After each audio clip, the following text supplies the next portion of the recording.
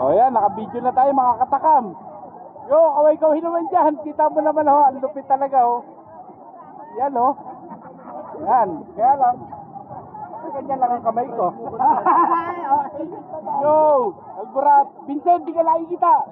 Yan ho. Wow, sarap buhay ho. Kanina si Gerdel, uwi na eh. Sabi niya, Kitty, malayo pa ba? Malayo pa. Wala pa nga tayo sa tulay. Akala ko naman naligaw ka. Nag-aalala lang si Kitty sa ano eh, sa anak niya eh.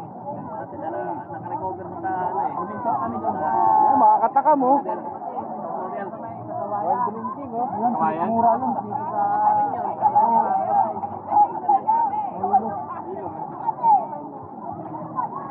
Ay, 2 minutes lang. Ayun, nakasukat ya.